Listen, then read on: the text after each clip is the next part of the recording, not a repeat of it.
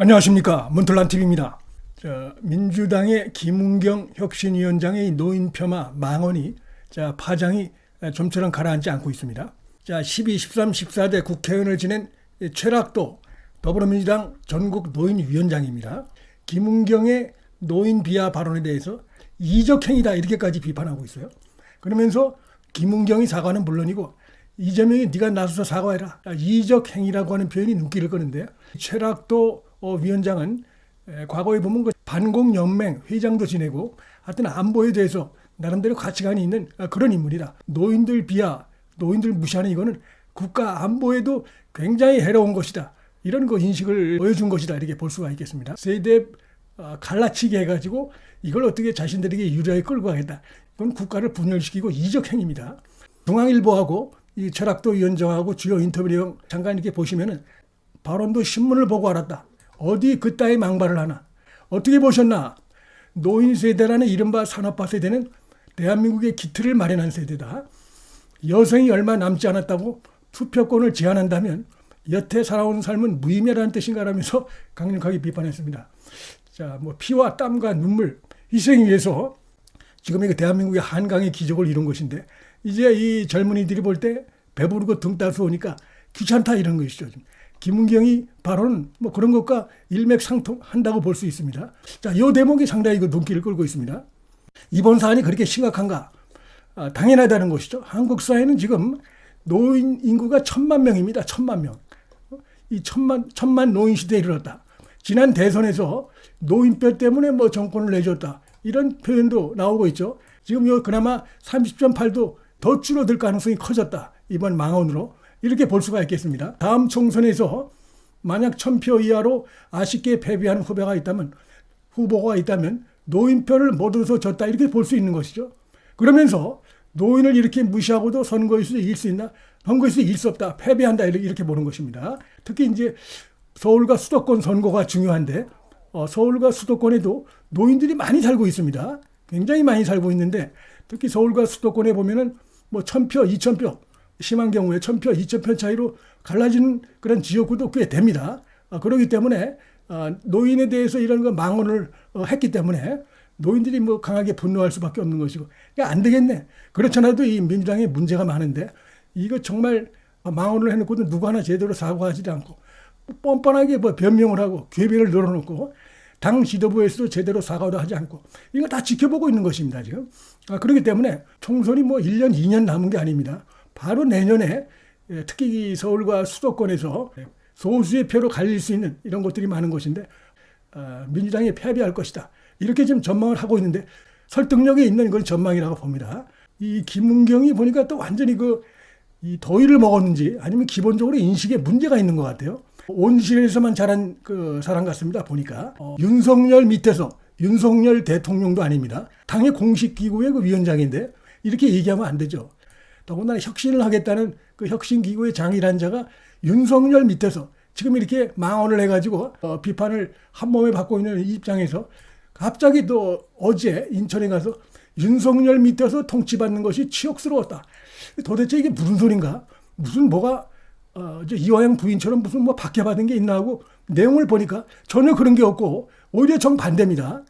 꿀 빨아먹고 윤석열 정부에서 꿀 빨아먹다가 임기 다 마치고 나온 여자예요. 연봉 3억씩 받고 이래놓고 이게 도대체 말 같지 않은 말을 하고 있습니다. 대통령 직함도 빼고 이렇게 하면서 분노가 치밀어서 혁신위를 맡았다. 혁신위라는 게 무슨 기본적으로 혁신위가 어떤 기구인가 인식이 없다는 걸 그대로 드러납니다. 당을 혁신하겠다고 들어온 게 아니라 윤석열 밑에서 통치받는 게 치욕스러웠고 윤석열 대통령에 대한 분노 때문에 혁신을 맡았다는 거예요. 이게 혁신이 본래 설립 목적하고 다른 것이죠. 하여튼 상당히 이 문제가 다양하다. 이런 것이 가면 갈수록 드러나고 있어요. 근데 이런 자가 보니까 또 현재 외대 교수입니다. 외대 교수를 지금 이제 또 하고 있고 이런 자가 좀 법을 가르치고 있다는 게. 이게 보시면 윤석열 밑에서 통치받는 게 창피했다. 이렇게 얘기를 해서 이게 무슨 소린가 했더니 참 뻔뻔하고 파렴차다. 얼굴이 철가면을 뒤집어서도 이럴 수가 이 생각이 드는데 당의 공식기구의 장이 공식적인 자리에서 이렇게 얘기를 하면 안 되죠. 예? 문재인이 국립감독원 부원장으로 자기를 임명했어요. 그래서 임기를 다 마쳤습니다. 윤석열 정부로 바뀐 뒤에도 1년을 더 이 부위원장으로 있으면서 임기를 다 마치고 자기 나갔는데 그것이 엄청나게 치욕스러웠다는 것입니다. 아니 그럼 치욕스러우면은 정부가 바뀌면 그만두든지 하지. 그만두지도 않고 연봉 3억씩 꼬박꼬박 챙기면서 이래놓고 이제 와가지고 치욕스러웠다. 이게 도대체 무슨 말인지 알 수가 없어요. 아니면 예를 들어서 이 윤석열 정부 밑에서 무슨 뭐 사퇴 압력을 받았다든지 뭐 그런 게 있다 그러면 혹시 모르겠는데 그런 것도 전혀 없습니다. 그냥 치욕스러웠다는 거예요, 이게. 야, 이게 정신 상태가 말이죠. 이 도대체가 이게 완전히 수준이하다 이렇게 볼 수가 있겠습니다. 그러면서 말씀드렸듯이 그 공당의 공식구의 장이 어떻게 이 난리를 쳐놓고 윤석열 대통령을 겨냥해서 계속 윤석열 이렇게 얘기를 하고 있습니다. 자기가 윤석열 정부 밑에서도 1년을 채우고 전부 3년을 이 꿀벌직을 다 채우고 났는데 왠지 그것이 화가 치밀어 오른다. 이유는 자기도 모르겠다. 설명을 못하고 있어요. 그래서 그런 것 때문에 자기가 혁신이 위원장 맡아달라 해서 왔다. 이런 얘기를 좀 하고 있습니다. 이게 뭐 황당한 정도가 아니라 정신이 이상하다 이렇게 볼 수밖에 없습니다. 그러면서 이렇게 얘기를 하고 있습니다. 속상한 일들이 많았다. 그래서 뭐 실제로 어떤 뭐 문제점이 있었나? 윤석열 정부 밑에서 1년 동안에 뭐 문제가 있었나 이렇게 봤습니다. 그것도 아니에요. 다 임기 맞추고 이제 학교에 돌아가 있다 보니 분노가 차오르더라는 겁니다. 그래서 왜 분노가 차오릅니까? 임기 다 마치고 돌아가 있는데 그 이유가 뭔가 보니까 윤석열입니다.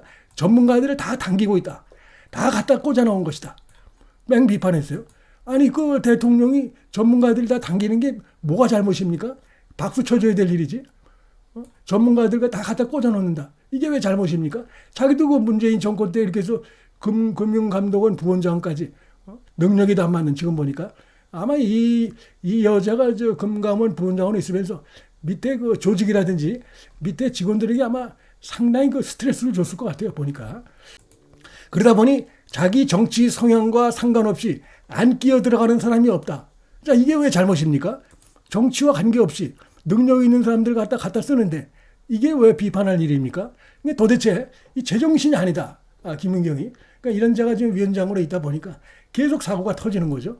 그러면서 요 얘기를 하고 있어요. 여기 보면 완전히 여기에 보면은 바닥도 이런 바닥이 없다고 보는데 자기가 연구소를 갖고 있는데 이 일 때문에 엄청 손해를 보고 있다. 프로젝트가 안 들어온다는 겁니다. 민주당의 혁신위원장을 맡고 있기 때문에 엄청 손해를 보고 있다. 뭐 이건 자기가 감수를 해야죠. 특정 정당에 가서 지금 이제 이렇게 하고 있는데 당연히 그건 뭐 영향을 받을 수밖에 없는 것이죠. 그러면서 이것이 불만이다 이겁니다. 자기가 엄청 손해를 보고 있다. 그러면서 한다는 소리가 생계를 버리고 왔다.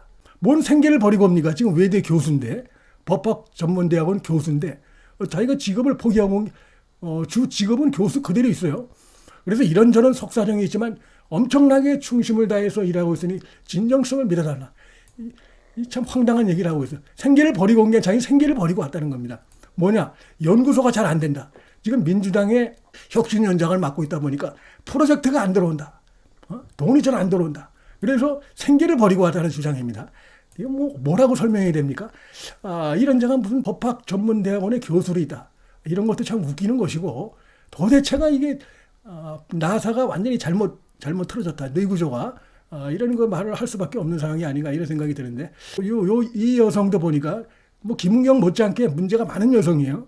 이 서복경이라고 하는 또 혁신의 또 다른 위원인데 이 자는 보니까 그 윤석열 주위에서 또 뭐 활동을 잠깐 했던 사람인데 거기서 뭘 제대로 능력을 인정을 못 받았는지 잘 모르겠지만 갑자기 또 민주당에 이 김은경 혁신이 들어가가지고 완전히 그 좌편향된 이런 발언들을 마구 떠들어대고 있는데 자 이렇게 얘기를 합니다. 자, 민주당의 노인비하 DNA가 재확인됐다. 김의원 대표가 그런 얘기 했죠. 그 팩트에 맞는 건데 여기에 대해서 이 여성도 똑같습니다. 남의 당 일에 끼어들지 마라. 근데 사과를 안 하고 있어요. 우리 당 일은 우리가 할 테니까 남의 당에 관심 갖지 말고 내가 보기엔 뭐 그 당도 문제가 많다. 뭐 이렇게 하면서 그 일은 국민의힘에서 알아서 하고 그 당 일은 민주당 일은 민주당이 알아서 한다. 자, 이렇게 사과하기가 어렵습니까? 잘못 발언해놓고. 그리고 정당 체제라는 게 민주주의 체제에서 어떤 그 경쟁하는 이런 의미가 있는데 지금 기본적으로 민주당에서 무슨 잘못을 저질러든 국민의힘은 신경을 쓰지 말라 이런 얘기인데 그러면 민주당은 자, 국민의힘에서 뭐 문제 있으면 전혀 신경 안 쓰고 그런 식으로 정당이 운영되는 겁니까? 이 자유민주주의 체제가. 기본적인 이 인식도 안 돼 있고, 이 자유민주주의 체제의 정당이 왜 존재하는가, 복수 정당이 왜 존재하는가, 공산당은 일당 독재죠. 그런 그 부분에 대해서 기본 마인드가 안 돼 있는 자고, 도대체가 이 사과라는 걸 할 줄 모르는 거 보면 이 좌파들의 뻔뻔함을 그대로 닮은 그런 자다, 이런 비판을 하지 않을 수 없다. 자, 이런 말씀을 드리겠습니다. 문틀란 TV 여기서 마치겠습니다. 시청해 주셔서 감사합니다.